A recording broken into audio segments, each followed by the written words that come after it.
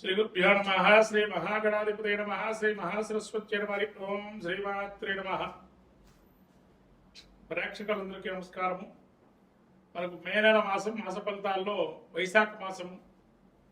ఈ యొక్క వైశాఖ మాసంలో చాలా అద్భుతమైనటువంటి జయంతోత్సవాలు, అనేక పుణ్యమైనటువంటి కార్యక్రమాలు, దాన ధర్మాలు, అనేకం కూడా స్నానాలు లాంటివి అనేకం కూడా ఉన్నాయి. ముఖ్యంగా వైశాఖ మాసంలో సరస్వతి పుష్కరాలు, అందరూ కూడా ఆ పుష్కర స్నానం చేసి వారి యొక్క దేవతానుగ్రహం పొంది అందరూ కూడా పితృలోకానుగ్రహం, పితృదేవతలకు కూడా అనుగ్రహించేటువంటి సరస్వతి పుష్కరాలు. అలానే అక్షయ తృతీయ, పరశురామ జయంతి, గంగోతరణము, అలానే మనకు వైశాఖ పౌర్ణిమ, అలానే ఏకాదశి, చాలా విశేషమైనటువంటి మోహిని ఏకాదశి, ఇలాంటి పర్వదినాలు అనేకం కూడా మనకు గోచరిస్తున్నాయి. అందులో నదీ స్నానం చాలా ఉత్తమమైనది, పద్మపురాణం తెలుపబడింది.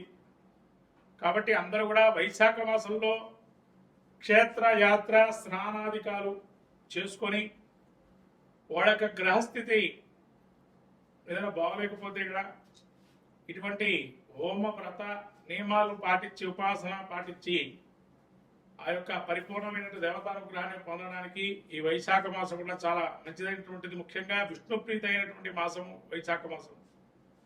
కాబట్టి వైశాఖ పురాణం కూడా ఉంటుంది మనకి. ఇటువంటి మహత్తరమైనటువంటి మాసంగా మనం పిలువబడుతుంది. ఇక మనకు రాశి సంచారం చూసుకున్నట్లయితే ముఖ్యంగా ప్రత్యేకంగా ఈ యొక్క మాసంలో మేష సంక్రమణ అయిన తర్వాత రవి వృషభ రాశిలో సంక్రమణం చేస్తూ, అట్లానే రాహు కేతువులు కూడా మే నెల నుంచి 18వ తారీఖు నుంచి కుంభ సింహాదుల్లో సంక్రమణం జరుగుతూ సంచరిస్తున్నారు మార్పుతో. అదే గురువు కూడా మిథునంలో మార్పుతో ఉన్నారు. ఈ యొక్క మాసం ఉగాది తర్వాత చాలా ప్రత్యేకంగా మే మాసంలో కలుగుతుంది.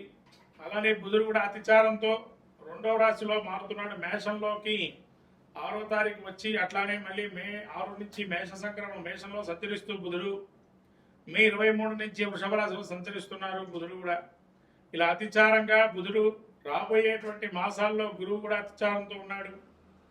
ఇదంతా గమనిస్తూ ద్వాదశ రాశి ఫలితాల్లో మాస ఫలితాలు చాలా ప్రాముఖ్యానికి చెందినటువంటిగా చెప్పబడుతుంది. ఎందుకంటే ఇట్లా అతిచారం వల్ల మాస ఫలితాలు తప్పక అందరూ కూడా విని తదనుగుణంగా కార్యక్రమాలు, శాంత్యాది కార్యక్రమాలు చేసుకోవడం వల్ల మంచి చేకూరే అవకాశం ఉంటుంది.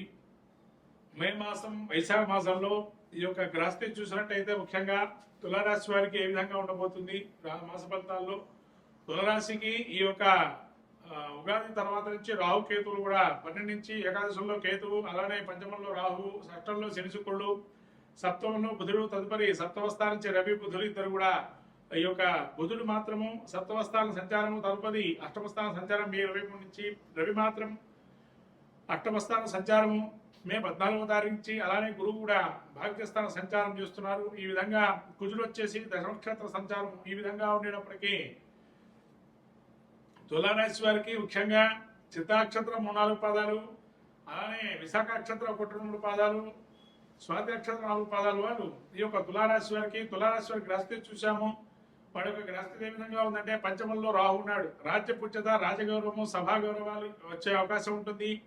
మిమ్మల్ని కొంత విమర్శించే అవకాశం ఉన్నా కూడా మీరు పైకి వచ్చే అవకాశం ఉంటుంది. ఆ విమర్శలకే మీరు మంచి పేరు తెచ్చుకునే అవకాశం ఉంటుంది. పంచమంలో రాహు ఉన్నాడు.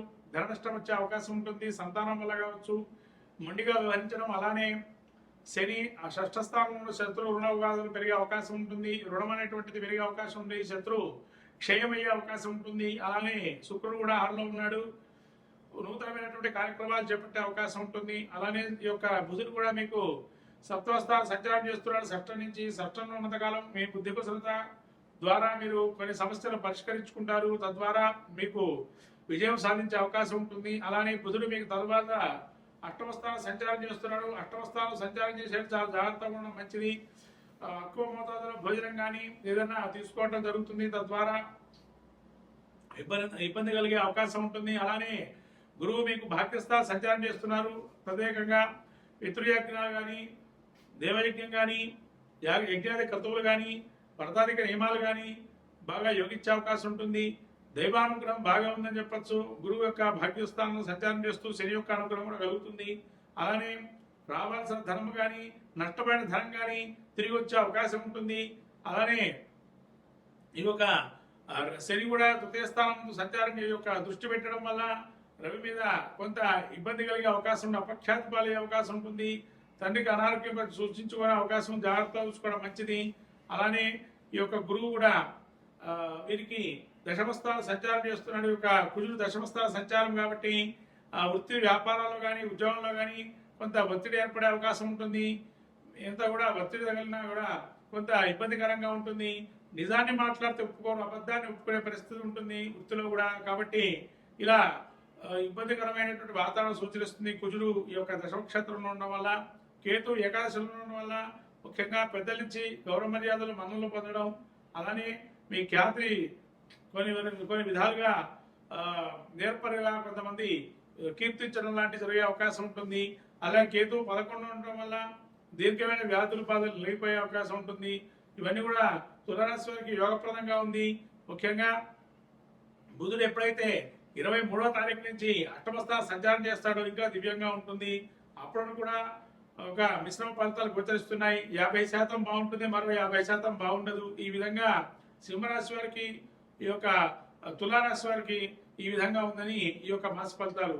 ఇంకా మరికొన్ని మంచి ఫలితాలు పొందడానికి సింహరాశి వారు గ్రామదేవత ఆరాధన, చెన్నై సప్తతి పారాయణం, దుర్గాస్తుతి, అలానే విష్ణు సహస్రం పారాయణం, సుబ్రహ్మణ్య నక్షత్ర దర్శనం, సుబ్రహ్మణ్య ఆరాధన, మంగళవారం రోజు సుబ్రహ్మణ్య స్వామి ప్రీతికై ఏదైనా కార్యక్రమం చేసుకోవటం, లేదా ప్రతి ఆదివారం రోజున దగ్గరలో ఉండే గ్రామదేవత దర్శనం చేసుకోవడం వల్ల మంచి ఫలితాలు కలుగుతాయి ఈ యొక్క తులారాశి వారికి.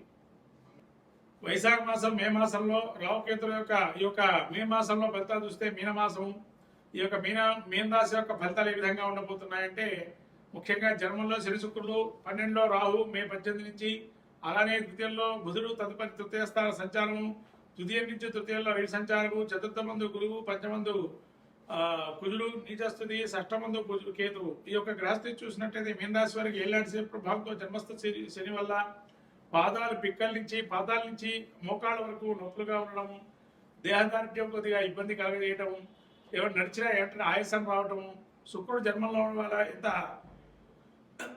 విలాసవంత జీవితాన్ని గడుపుతారంటే అంత విలాసవంత జీవితం, నూతనమైన స్త్రీలు పురుషులు పరిచయం కావటం, తద్వారా నూతనమైనటువంటి ఉత్తేజాన్ని పొందడము, తద్వారా ఇంకా ఏమైనా నూతన కార్యక్రమాలు చేపట్టడం.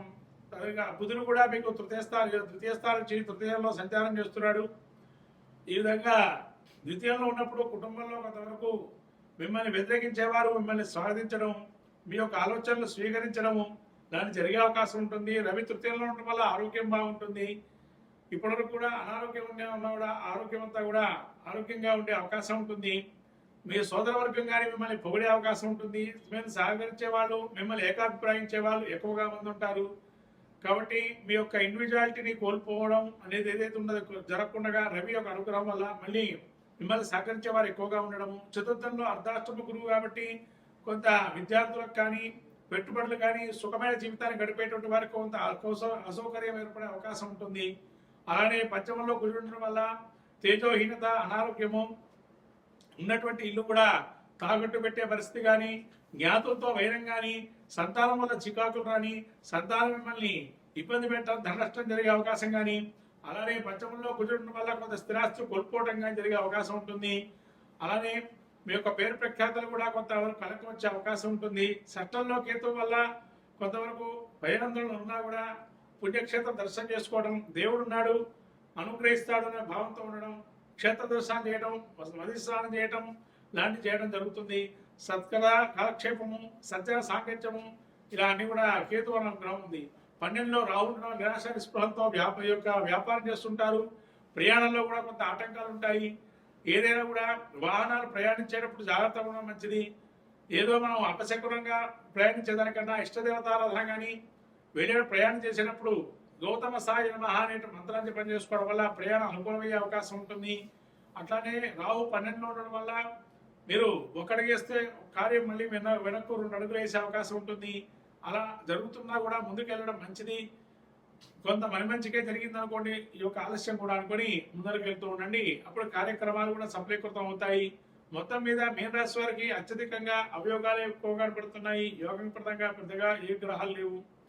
కాబట్టి వీళ్ళు నవగ్రహ స్తోత్ర పాఠం కానీ, నవగ్రహ ధ్యాన శ్లోకాలు కానీ, నవగ్రహ ప్రదక్షిణం కానీ, నవగ్రహ ధాన్యదానాలు కానీ, నవగ్రహ హోమం కానీ, ఎక్కడైనా వీలుంటే కనుక చండీ హోమాలు కానీ, ఈ యొక్క రుద్ర అభిషేకాలు చేసుకోవడం వల్ల మంచి ఫలితాలు ఉంటాయి మీన రాశి వారికి.